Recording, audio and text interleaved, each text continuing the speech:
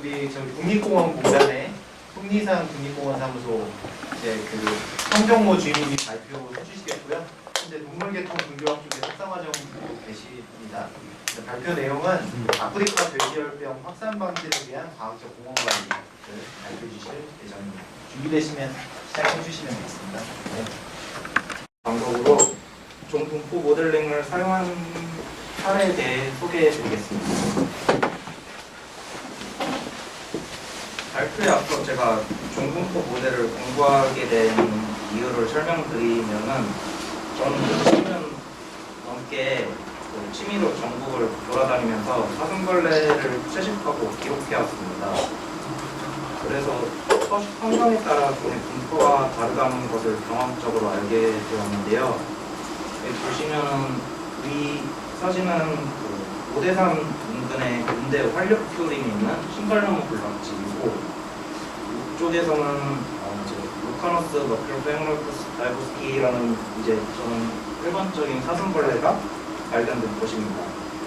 아래 사진은 남해안의 남대 상록 활력수림인데 이곳에서는 에거스 레이포리스티디우스라는 조그만한 사슴벌레가 발견되었습니다.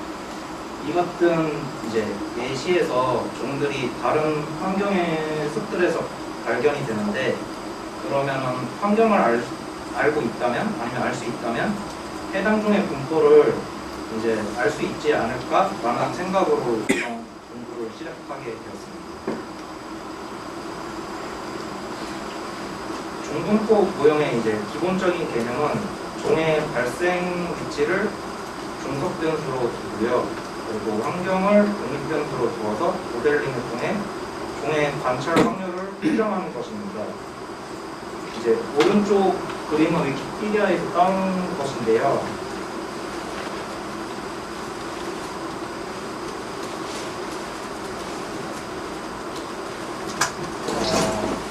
강수량이나 아니면 고도, 종의 관측지를 사용한 종 분포 모델링의 간단한 예시입니다. 여기 보시면은 마이너스 그리고 종이 관찰되지 않은 걸 볼 수 있는데 이런 경우는 이렇게 간단한 예시에서는 안 나와 있다고 되어 있고 여기 보시면 플러스 여기 관찰되어 있었다. 그래서 여기서도 나올 수 있을 것 같다. 그리고 이쪽 보시면은 마이너스 플러스인데 없어가지고 여기도 없고 여기 밑에는 반대로 같은 예시인데 이제 다른 곳에서는 여기 이쪽 셀에서는 플러스인데 이쪽에는 현재에서는 발견되지 않았습니다. 근데 모델링에서는 이쪽에도 이제 있을 수 있다고 추정하는 게 기본적인 개념입니다. 이러한 종분포 모델의 결과는 생물 다양성 평가나 보호지역 지정 및 관리, 서식지 보관, 그리고 외래종의 위험 평가, 기후변화에 따른 생물 종들의 분포 변화 예측 등 다양한 분야에서 적용되어서 활발히 진행되고 있는 연구 분야입니다.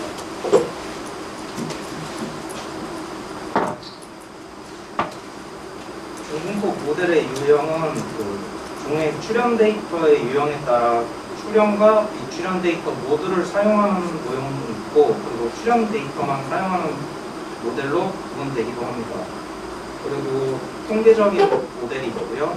그리고 기계학습 기반 모델로 구분되기도 합니다. 개별 모델 중에서는 맥시멈 엔트로피 모델, 저거 이제 베센트 모델이 있는데요.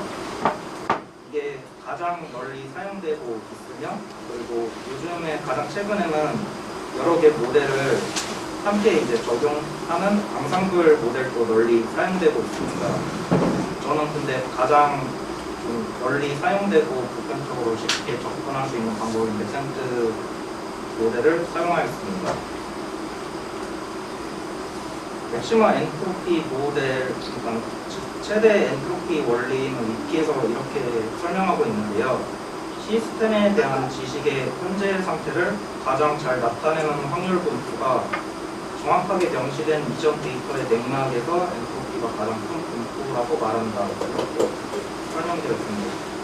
베이지안 통계를 기반으로 한 이 내용은 아직 저에게는 좀 이해하기 어려운 이야기입니다. 그래서 수학적으로 이렇게 어려운 내용을 공부해가지고 다음번에는 소개드릴 수 있으면 좋겠습니다. 다음으로 이제 속리산 국립공원에서 2022년 올해 2월부터 확산된 아프리카 돼지열병의 예측 공포도를 만드는 과정과 이를 활용한 사례를 소개해드리겠습니다.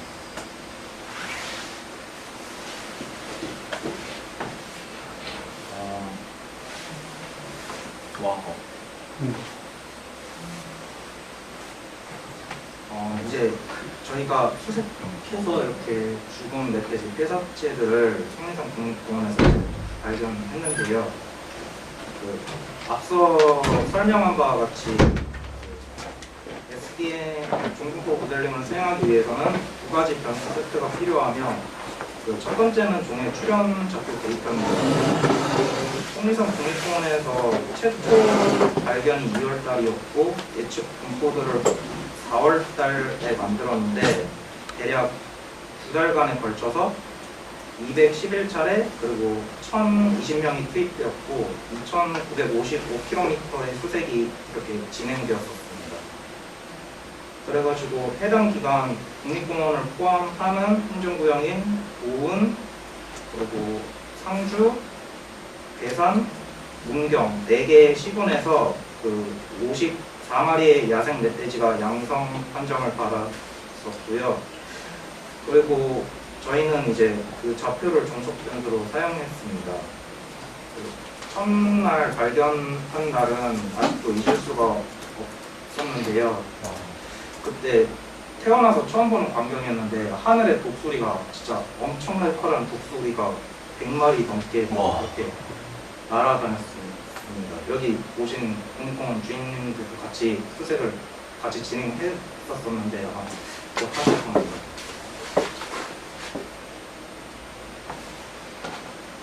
이제 두 번째로 필요한 독립변수는 종속 변수를 설명할 수 있어야 하며 환경변수라고도 불리는데요. 환경변수는 보통 이렇게 격자로 된 그리드셀 단위로 분석이 이루어지는데 인공위성 등 과학기술 발달로 원격 탐사가 가능해지면서 지구상의 여러 정보들을 수치화시켜서 데이터를 얻을 수 있기 때문에 가능해진 부분입니다. 이런 환경변수의 전처리는 저는 QGIS랑 R을 사용해서 수행하였습니다. 먼저 크게 두 가지 타입의 환경인자를 사용했었는데요. 첫 번째는 생물기후 변수이고, 그리고 두 번째로는 뒷장의 지형 변수를 사용했습니다.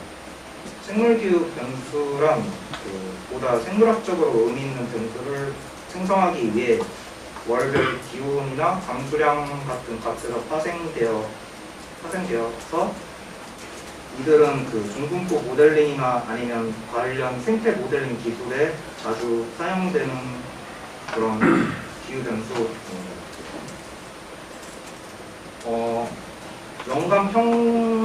평균 연간 기온이나 연간 강수량 같은 연간 경향이나 아니면 기온이나 강수량의 연간 범위 같은 계절성, 그리고 가장 추운 달이나 가장 따뜻한 달의 온도 같은 극단적이거나 제한적인 환경 요인을 나타냅니다. 저는 월드클림이라는 사이트에서 제공하는 생물기후 변수를 다운받아서 사용했었는데요. 바이오클라임 1부터 10까지의 변수를 해당 사이트에서 제공하고 있고, 이거는 자체적으로 데이터를 모아서 만들 수도 있습니다. 그래서 19가지나 되는 독립 변수들이기 때문에 다중공정성 문제를 해결하기 위해서 VIF 베리언스 인플레이션 팩터를 10을 기준으로 해서 제거를 했었습니다. 그래서 VIF 계산식은 이렇게 나타내는데요. 이것의 의미는 i번째 독립 변수가 없어도 나머지 변수들이 반응 변수를 90% 이상 설명 가능하기 때문에 i번째 독립 변수는 없어도 된다는 것을 의미합니다. 이제 지형 변수는 그 나사 DM 데이터를 가공해가지고 나사 데이터를 받아서 QGIS로 재가공해가지고 여러 가지 이제 지형 변수를 좀 생성했습니다. 그리고 좌표계는 리터 환산을 위해서 그 586으로 표형해서 진행하였고요. 해상도는 이거를 30m로 만들어서 진행했었습니다. 그리고 그 기타 환경 변수 뭐 수목 영급이나 둘레 소강 같은 식생 요인 이런 다른 변수도 추가하고 싶었는데 좀 급하게 진행하다 보니까 그거는 하지 못했었습니다. 최종적으로 이제 선정된 환경 변수들은 이렇게 다음과 같습니다. 그리고 그 R이랑 메센트 소프트웨어가 있는데 그걸 사용해서 나머지 과정을 진행했었습니다. 그리고 이제 기계 학습에서 그 최적 모델을 만들기 위해서는 그 메센트를 사용하는 거기에서는 그 레귤레이션 멀티플라이어나 피처 콤비네이션 그리고 뭐 책라이트 테스트나 크로스 밸리데이션 같은 좀 복잡한 과정이 이루어집니다. 이렇게 만들어진 모형의 평균 검정 AUC 값은 0.906이었고요. 이 AUC 값은 0과 1 사이의 값을 가질 수 있지만 보통 이제 최소 값은 0.5에서부터 시작되고 값이 클수록 모형의 예측이 향상됩니다. 0.906은 엑셀런트 그러니까 이 모델은 좀 성능이 우수하다는 것을 의미하고 있습니다. 다음은 이제 ASF 분포에 대한 환경 변수의 기여도랑 반응 곡선은 이렇게 다음과 같이 나왔고요. 이 부분에 대한 것은 그 뒤에 고찰에서 좀 다루겠습니다. 오른쪽 그림은 최종적으로 만들어진 ASF 예측 분포도인데 그 예측이 1, 그러니까 빨간색에 가까울수록 발견 확률이 높고 그리고 예측이 0, 파란색에 가까울수록 발견 확률이 낮습니다. 이렇게 해가지고 저희는 수색을 이제 진행했었는데요. 일단 이거 만들어진 거 바탕으로 그 확률을 20%씩 5단계로 이제 다 잘라서 나눠봤고요. 이것이 이제 전체 면적에서 차지하는 면적의 비중이 매우 높으면 2.7%, 높으면 3.8%, 보통 5.6, 낮은 10점이 매우 낮은 77.4%였습니다.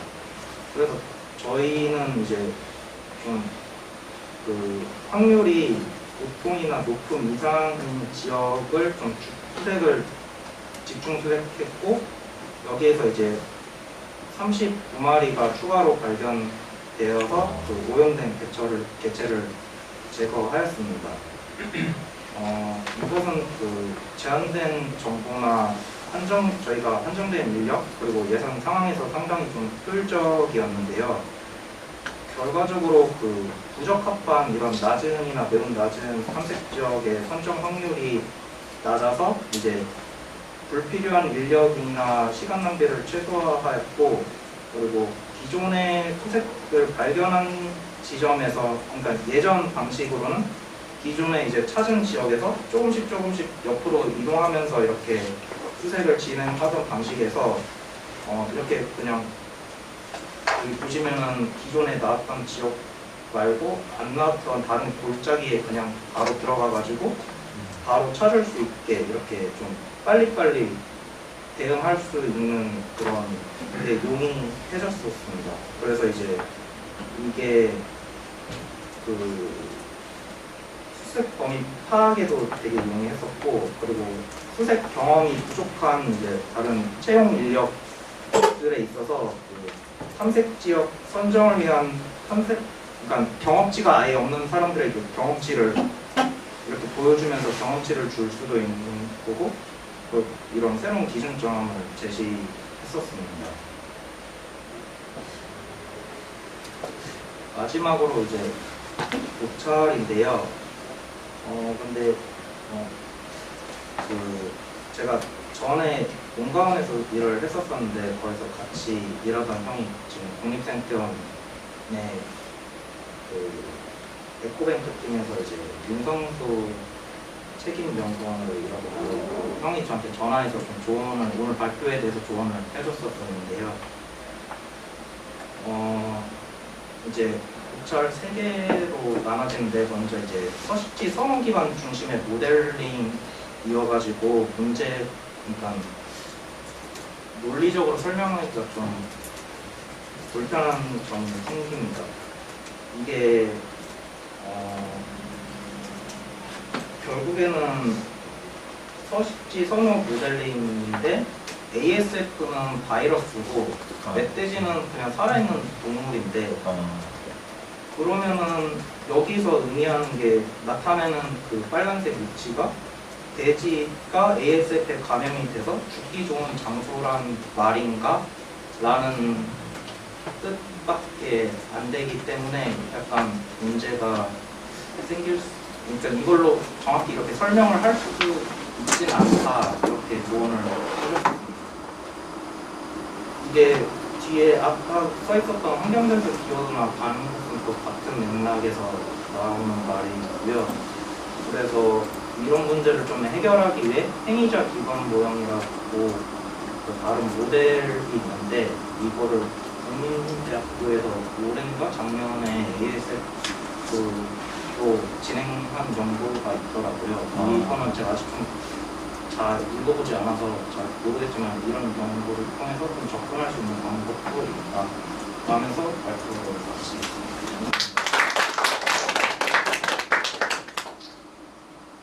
저도 이걸 작년에 그 SNT로 해서 이런 연구를 했었거든요. 네. 근데 저도 이거를 해보고 싶었습니다. 네. 네. 아, 이 멧돼지에 대해서 ASF 관련돼서 해보면 어떨까라는 생각이 들어서 좀 고민을 했었는데, 이거에 대해서 지금 앞서 말씀하셨던 죽기 좋은 장소만 지금 나타낸 것 같은데, 그 앞서서 이제 그 멧돼지 서식지 조사도 다 하셨잖아요. 멧돼지 이제 뭐 배설물이나 서식지 뭐 이렇게 뭐 샤워했던 공간, 그런 것들도 다 같이 동속 모델에 넣으면은, 동속변수에 넣어서 같이 분석을 하면은 어떻게 보면 멧돼지가 이제 서식하는 환경에, 이게 멧돼지 그 ASF 걸리면은 금방 걸린다고 하더라고요. 그러니까 이동하면서 걔네들은 죽기 때문에 어떻게 보면 이동 장소를 선정을 해서 큰 범위에서 조사를 하는 게 좀 더 그런 게 좀 좋지 않을까라는 생각을 들었었거든요. 네, 초반에 이제 이런 연구를 한다라고 제가 들었을 때 제가 전화까지 드리려고 했어요. 네, 그런 쪽으로 한번 해보시는 게 어떠냐라고 저도 생각을 해봤기 때문에. 그래서 네, 그런 서식지 위주로 해서 공부 모델을 하면 좀 더 설명하기도 편하시고 하시지 않을까라는 생각이 들었습니다. 그래서 같이 전해드린 얘기가 이제 출연 좌표를 시간 순으로 잘라가지고 모델을 계속 만들어서 나오는 결과물을 시간대 어느 한 일정한 시간대별로 다 잘라서 딱딱딱딱 해가지고 연속적으로 보면은, 그렇게 만약에 봤을 경우는 이게 맞을 수도 있다라고 이렇게 얘기를 좀 했었었는데, 그렇게 시간이 너무 급하고 그럴 수가 없어가지고, 아예 그냥 조사 좀 전에 말씀드렸던 그런 것들을 다 변수에 넣고 하시는 게 좀 더 네네.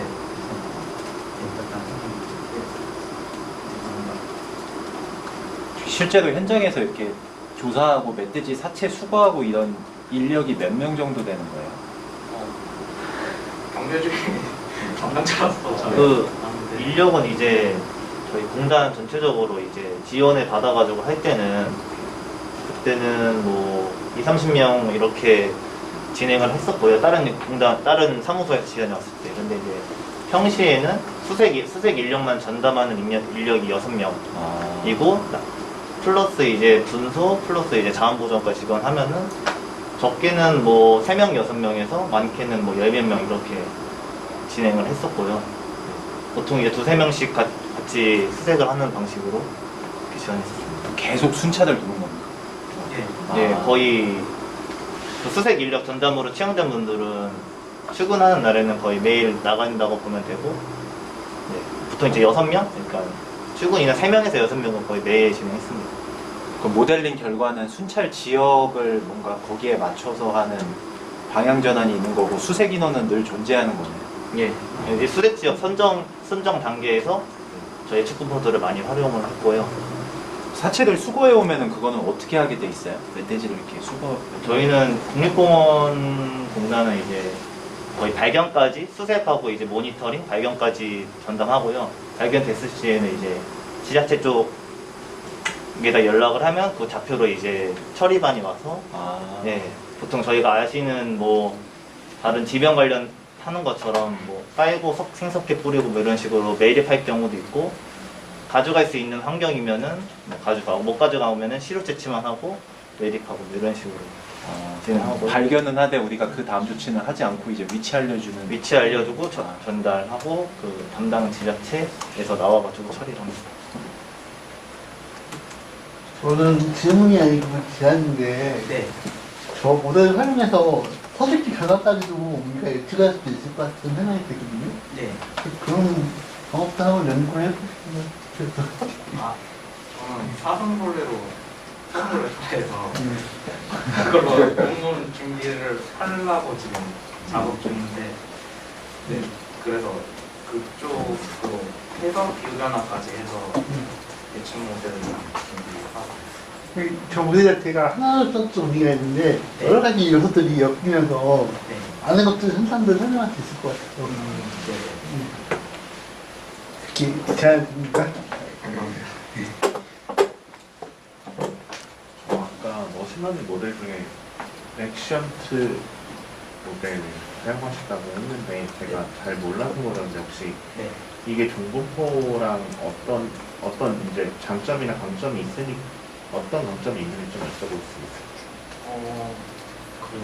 일단 종분포 모델링에 대해서 구글에 검색을 했을 경우에, 그리고 그냥 논문 검색을 했을 때 가장 많이 사용을 하고, 그리고 굉장히 좀 오래전부터 이용해왔던 것이라서 약간 좀 접근하기가 쉽더라고요. 정보도 많고 저도 잘 모르지, 그러니까 이거에 대한 또 수학적인 그런 것도 잘 돼 있지 모르는 상황인데, 그냥 구글링만 해서 접근할 수 있다는 게 좀 장점인 것 같고요.